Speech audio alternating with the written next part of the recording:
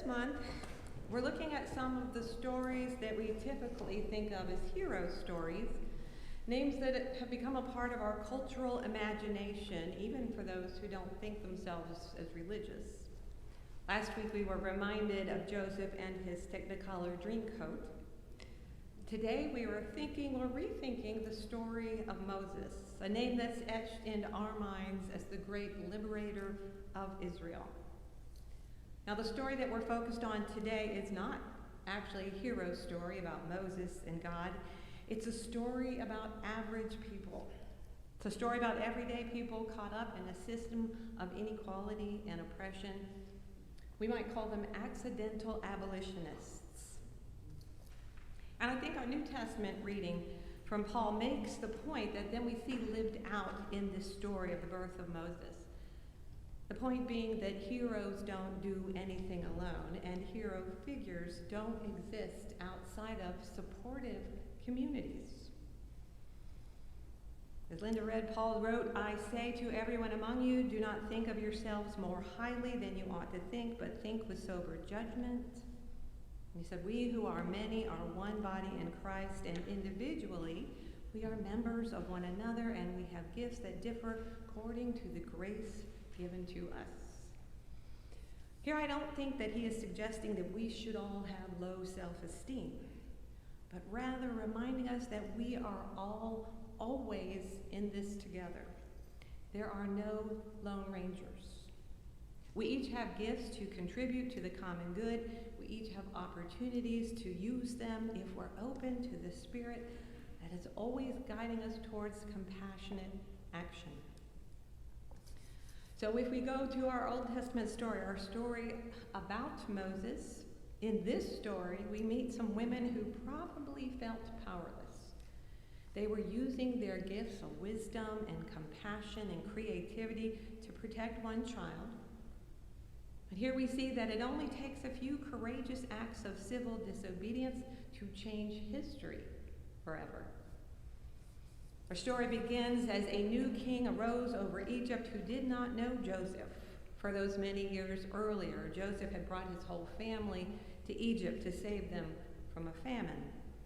And with his high position in the Egyptian government, his refugee family and their friends had been welcomed into this country, and they flourished there. The time passed, and a new king came to power, one who had forgotten Joseph and his great work on behalf of Egypt. And now this new ruler, wishing to strengthen his political base, identifies a common enemy. He finds a scapegoat to blame for the problems that plague his society. For the Hebrew people had been doing well in Egypt, but they were immigrants. And he began to say, who knows, they could become stronger than us and turn against us. So first he enslaves the Hebrew people, and he takes away their rights, and he forces them to do the manual labor for the nation. And still fearful, he turns to even more desperate means. To slow their growth, he tells the Hebrew midwives to kill all the Hebrew boys when they are delivered. This is where the women begin to take action. Women who had no rights, who had everything to fear and everything to lose, said no. But they were wise enough not to say it out loud. For they knew their place in the world at the bottom, and yet they were not going to let that stop them. So Shiphrah and Puah, they were teachers of the midwives. They called before Pharaoh to take back this message to their people. But they chose to defy Pharaoh's orders. They would keep on doing their job. They would keep on bringing babies into the world, both boys and girls alike. Then after some time, Pharaoh calls them back to task. Why are there still so many Hebrew boys? They explained, well, it's just because the Hebrew women are not like your delicate Egyptian women. They give birth before the midwife can get there. Shiphrah and Puah lie. And they use the Pharaoh's cultural bias against him. You know, those Hebrew women, they're not refined like Egyptian women. Their babies fall out of them, you know, like animals, right? Pharaoh believes them for a while, but still motivated by his fear, he changes his tactics. He tells the people now, if his people see a Hebrew baby boy, they are to kill him. So next in our story, 3 more subversive women are waiting to take action. One mother chooses to protect her child as long as she can, and she hides him for 3 months. Finally, when she can no longer hide him, she finds a basket and waterproofs it and places her son in the reeds on the bank of the river. And then his big sister comes along the side of the bank and follows the basket to see where it goes. Pharaoh's daughter is bathing in a river and finds him and picks up this crying child, and she recognizes, obviously, this is the Hebrew child, and surely she knew her father's edict. But maybe this sister saw compassion in her eyes. She found the courage to step out from her place hiding in the reeds, and she approaches this princess with a plan.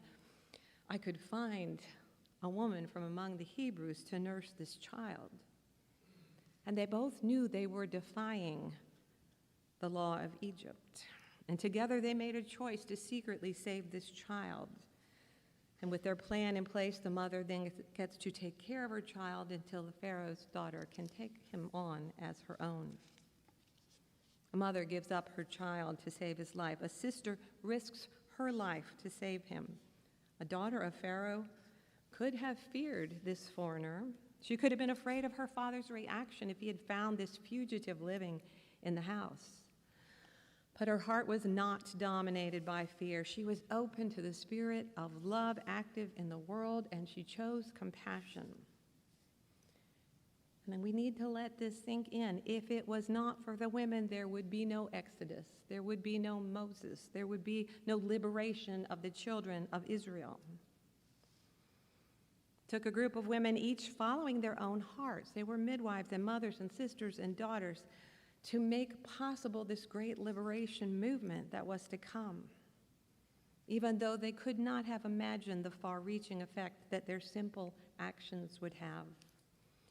They were willing to act as they were able with the abilities, the opportunities that they had before them, and to trust God with the results. And history is actually filled with stories like this, stories of women and men who have stepped out in faith. They've stepped out in a faith that God hates evil even when it is legal. They have stepped out in faith that all people are created equal and deserve a chance to live life and flourish. They've stepped out in faith that the actions of a few seemingly powerless people can make a difference in the world.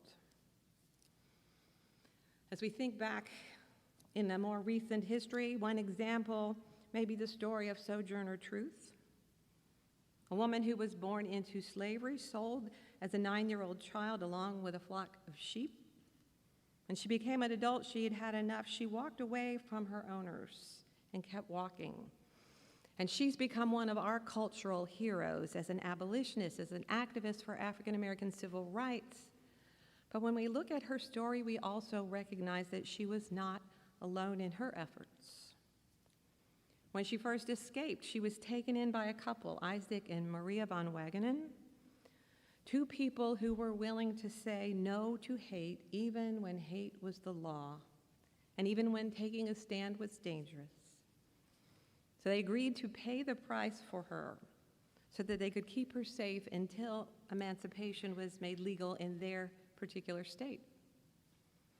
And they couldn't have known the influence that this one woman would have. They simply did what they believed God had called them to do. And she did that too. She did what God was calling her to do. She endangered her own life to bring more people out of slavery, along with many other unnamed individuals who joined her and supported her in these efforts.